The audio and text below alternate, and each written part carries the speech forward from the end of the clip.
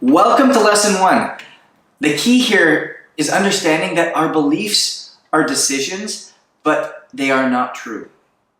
And when I tell that to my clients for the first time, they're like, what do you mean my beliefs aren't true? I have been living with them for years.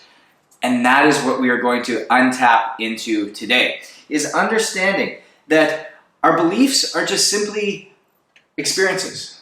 They're things that we've gone through. They are simply meanings that we have put to experiences that we've had. And we need to be able to separate from that. When I was playing hockey, I am sure a lot of athletes out there have experienced this, where a coach will get down on you and just yell at you and tell you that you made the wrong play and that you shouldn't have done that. And instead of understanding and hearing it for what it actually is, we put this meaning to it, that we're not good enough, that we don't have the skills to play there, that we are dumb in nature. And by living that, we've now tapped that experience into a meaning. And we've wrapped that into our brain set. And we've made a decision that we're not good enough. We've made a decision that we're not skilled enough. We've made a decision that we're not educated enough, not tall enough, not short enough, not fit enough, whatever that decision may be. And that becomes our truth, and that's what we hold on to, and it becomes a part of our identity. And so if you start to look at all these experiences as you have and be able to separate them and understand what the real truth is, that's where the magic starts to happen. That's where we start to be so impactful. Because otherwise we are just living somebody else's truth. We are living a truth that has been put up to us and conjured to us by the experiences that we've had.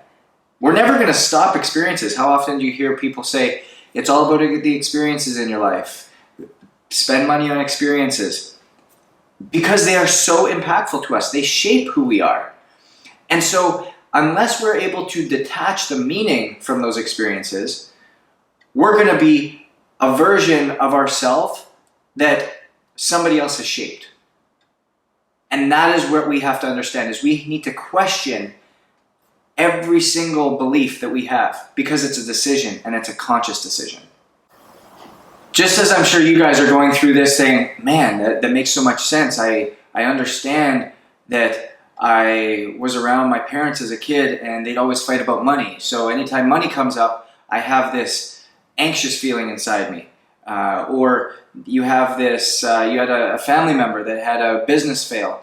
So anytime that you see a sign of something not working in your business, you immediately go to, my business is going to fail, and I'm not good enough, and I don't know if I should be doing this. And we're going to get to why that is so self-limiting and why that is so self-deprecating in this whole sequence of events, and why we need to change that immediately, and ultimately how we can do that.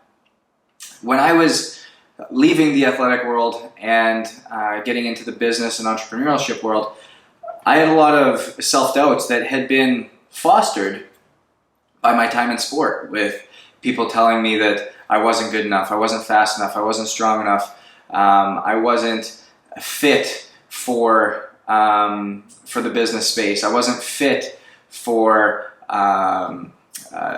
being in the entrepreneurial space, I wasn't educated enough to be there. And I lived that truth for a long time because it was just sitting within me, and I didn't have the education or understanding of how to really tap into my brain and really understand where those thoughts were coming from. It's one thing when someone tells you, yeah, you just need to be more self-aware. And that's great. Self-awareness is awesome. But if you don't know what you're trying to be self-aware of, it's like saying, I want you to see the color green.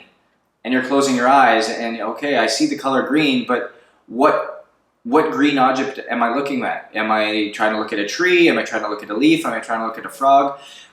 It's too vague.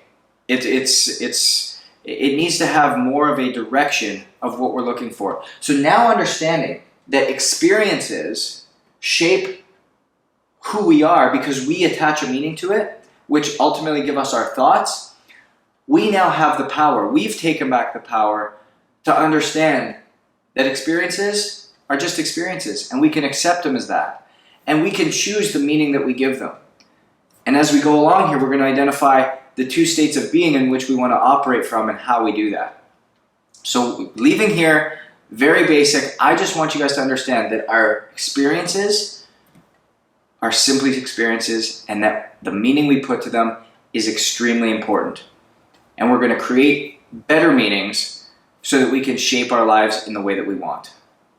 I'll see you in lesson 2.